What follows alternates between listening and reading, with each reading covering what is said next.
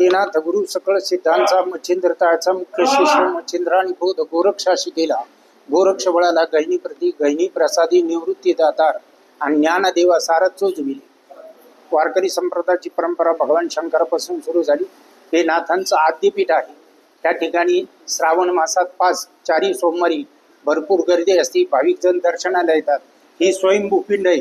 दर महाशिवरात्री लिंग वाढता कृतांगत होतो, म्हणून या देवाला वृद्धेश्वर म्हणतात.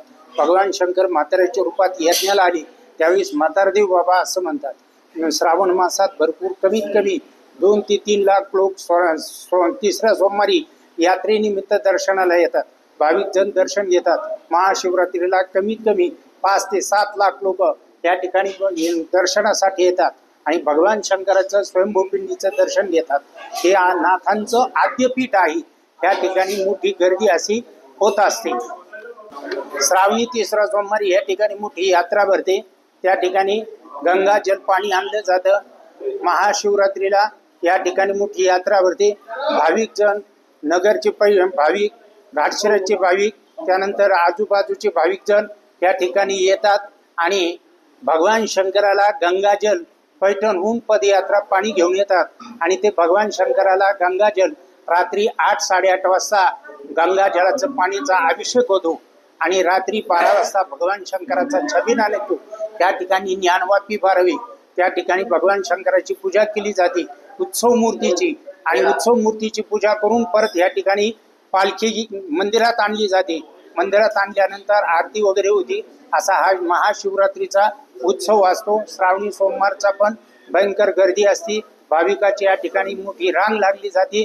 दर्शनासाठी भाविक लोक येतात. नाथांचं आद्यपीठ भगवान शंकर. नाथांनी या ठिकाणी यज्ञ केला. देवराईपासून देवाच्या रांगा लागल्या, म्हणून या देवाला वृद्धेश्वर असं म्हणतात. पहिल्या श्रावण सोमवार निमित्त अहमदनगरच्या पाथर्डी येथील वृद्धेश्वर येथे आपण बघतो की भाविकांची दर्शनासाठी मोठी रांग लागलेली आहे.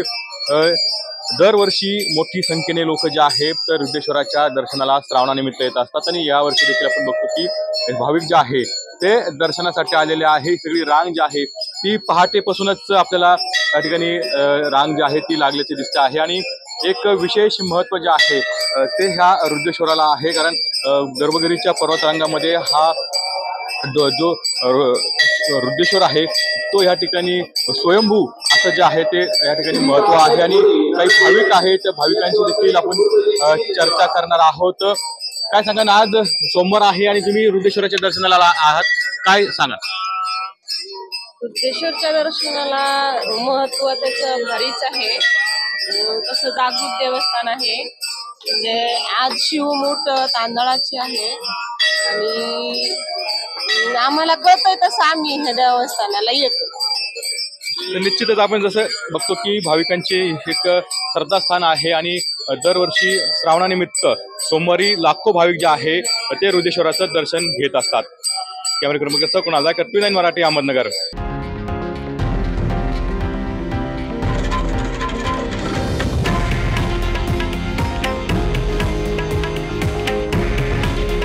हे आहे देशातील नंबर 1 न्यूज नेटवर्क आणि आपण पाहत आहात TV9 मराठी. काळजी तुमची, हित महाराष्ट्राचं.